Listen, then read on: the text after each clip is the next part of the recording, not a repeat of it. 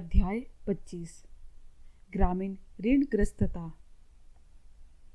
दीर्घ उत्तरीय प्रश्न 127। ग्रामीण ऋणग्रस्तता से आप क्या समझते हैं? इसके कारणों एवं परिणामों का वर्णन कीजिए। उत्तर। ब्रिटिश भूस्वराज नीति के परिणाम स्वरूप कृषकों की दशा दयनीय हो गई। स्थायी बंदोबस्त, रैयतवाड़ी प्रथा तथा महालवाड़ी प्रथा से किसानों को कोई लाभ नहीं हुआ। इससे उनकी स्थिति गिरती चली गई। काश्तकारों की जमीन पर रहने का अधिकार छिन गया।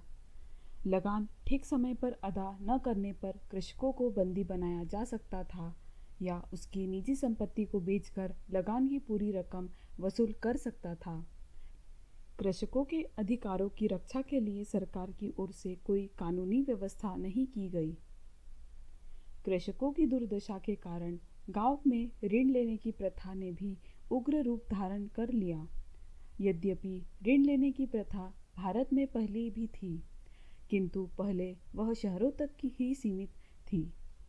इस नई शासन पद्धति में लगान या भू राजस्व का बोझ इतना अधिक बढ़ गया कि किसानों को उसे चुकाने के लिए नियमित रूप से ऋण लेना पड़ता था।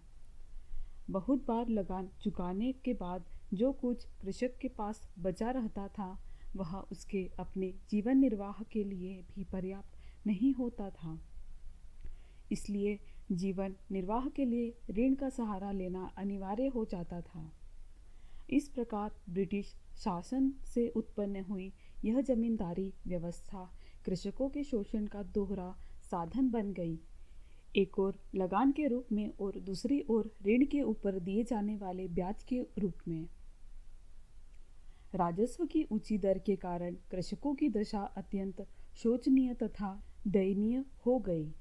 उसका इस बढ़ती हुई दुर्दशा की ओर शासन वर्ग ने कोई ध्यान नहीं दिया, क्योंकि ब्रिटिश सरकार का एकमात्र लक्ष्य अधिक से अधिक भू राजस्व इकट्ठा करना था। कृषि उत्पादन के साधनों में या कृषकों की दशा में सुधार नहीं। सरकार अपने लिए निश्चित आय तो चाहती थी, साथ ही साथ देश के साधन संपन्न वर्ग जैसे जमींदार या अमीर कृषक वर्ग को प्रसन्न भी रखना चाहती थी। इसलिए निर्धन कृषक सरकार का ध्यान अपनी ओर आकृष्ट करने में असमर्थ रहे। इस प्रकार गांव में छोटे छोटे किसानों तथा खेतीहार काश्तकारों की संख्या दिन प्रतिशत बढ़ती चली गई और भारतीय ग्रामीण अर्थव्यवस्था छिन्न भिन्न हो गई। ग्रामीण ऋणग्रस्तता के कारण। ब्रिटिश काल में ग्रामीण ऋणग्रस्तता के निम्नलिखित कारण थे। पहला, साहूकारों की मनमानी। कृषकों के अनपढ़ होने व उनकी विवशता का लाभ उठाकर साहूकार मनमाती करते थे। किसानों से मनमाना ब्याज वसूल करना व गलत रकम पर अंगूठा लगवाना आम बात थी। इसी कारण जो किसान एक बार साहूकार से ऋण ले लेता था वह उससे मुक्त नहीं हो पाता था। दूसरा, रूढ़िवादिता एवं अंधविश्वास। कृषक न केवल कृषि के लिए वरन विभिन्न सामाजिक एवं धार्मिक मान्यताओं को पूर्ण करने के लिए भी ऋण लेते थे, जिसका कारण भारतीय समाज में व्याप्त रूढ़िवादिता एवं अंधविश्वास था।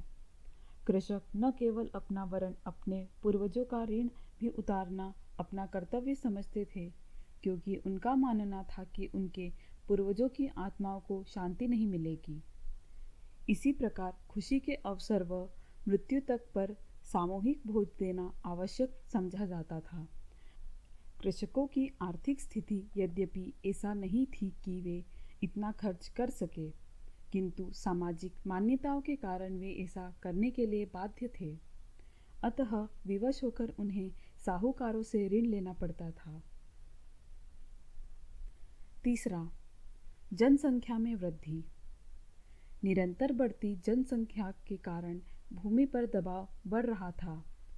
कृषि योग्य भूमि व जनसंख्या अनुपात निरंतर बढ़ता ही जा रहा था। अतः कृषक पूरी मेहनत करने के पश्चात भी इतना नहीं अर्जित कर पाते थे कि उनका परिवार ठीक प्रकार से रह सके, अतः उन्हें विवश होकर साहूकार से ऋण लेना पड़ता था। चौथा, प्राकृतिक प्रकोप। ब्रिटिश काल में अनेक बार भारतीय कृषकों को प्राकृतिक प्रकोपों का सामना करना पड़ा। उस समय सिंचाई इत्यादि के समुचित साधनों का विकास न होने के कारण प्राकृतिक प्रकोपों के समय भारतीय कृषकों की दशा अत्यंत शोचनीय हो जाती थी तथा जीवित रहने के लिए उन्हें साहूकारों के आगे हाथ फैलाने के लिए विवश होना पड़ता था। पांचवा, कुटीर उद्योगों का पतन। कृषि के व्यावसायीकरण तथा अंग्रेजों की कुटीर उद्योग एवं व्यापार नीतियों के कारण भारत में शनेह शनेह कुटीर उद्योगों का पतन होता चला गया, जिससे भूमि पर दबाव और अधिक बढ़ गया। परिणाम स्वरूप किसानों की स्थिति निरंतर खराब होती चली गई, अतः वे साहूकारों से ऋण लेने के लिए बाध्य हो जाते थे। छठवां, पारस्परिक मतभेद। ऋणग्रस्तता का एक अन्य प्रमुख कारण कृषकों में पारस्परिक मतभेदों का उत्पन्न होना तथा फिर मुकदमों में फंसना था। ब्रिटिश काल में न्याय प्रक्रिया इतनी धीमी थी कि जीतने के पश्चात भी कृषक कंगाल हो जाता था, क्योंकि लंबे समय तक चलने वाले मुकदमों में उसका सर्वस्व लग जाता था। अतः जीवित रहने के लिए उन्हें ऋण लेना पड़ता था। सातवां, ऊंची राजस्व दर। सरकार ने कृषि पैदावार बढ़ाने का प्रयत्न नहीं किया। किसान इतना पैदा नहीं कर पाता था कि राजस्व देकर अपनी आवश्यकताओं को पूरा कर सके। भू राजस्व की दर बहुत ऊंची होने के कारण फसल से उसका पूरा भुगतान नहीं हो पाता था। इस कारण से भी किसानों को ऋण लेना पड़ता था। ग्रामीण ऋणग्रस्तता के परिणाम। ऋणग्रस्तता के भारत में परिणाम अत्यंत घातक हुए। इससे किसानों की स्थिति निरंतर शोचनीय होती चली गई। समाज में धन की विषमताएं बढ़ती चली गई, जिससे सामाजिक असंतोष में वृद्धि हुई। एच वुल्फ ने ऋणग्रस्तता के प्रभावों के विषय में लिखा है, देश महाजन के चंगुल में फंसा था। यह उधार का ऐसा कारागार था जिसने कृषि को बेड़ियां पहना दी थी। पहला, भारत का विशाल ग्रामीण जन समूह, खासतौर से गरीब किसान, जमींदार, व्यापारी, साहूकार के मिले जुले उत्पीड़न के बोझ में नीचे दब गया और अर्धदासता की स्थिति में पहुंच गया। दूसरा, किसानों की जमीन उनके हाथ से निकलकर जमींदारों के हाथ में चली गई। तीसरा, किसानों की बड़ी संख्या खेतीहर मजदूरों की कतार में सम्मिलित हो गई। लघु उत्तरीय प्रश्न। प्रश्न 128, ग्रामीण ऋणग्रस्तता के क्या कारण थे? उत्तर, ग्रामीण ऋणग्रस्तता के कारण। पहला, साहूकारों की मनमानी। दूसरा, ग्रामीणों में रूढ़िवादिता एवं अंधविश्वास की भावना। तीसरा, जनसंख्या वृद्धि। चौथा, प्राकृतिक प्रकोप। पांचवा, कुटीर उद्योगों का पतन होना। छठा, कृषकों में पारस्परिक मतभेद होना। सातवां, राजस्व दर का ऊंचा होना। वस्तुनिष्ठ प्रश्न। पहला, ग्रामीण ऋणग्रस्तता का निम्न में से कौन सा कारण है? अ, महामारी व अकाल।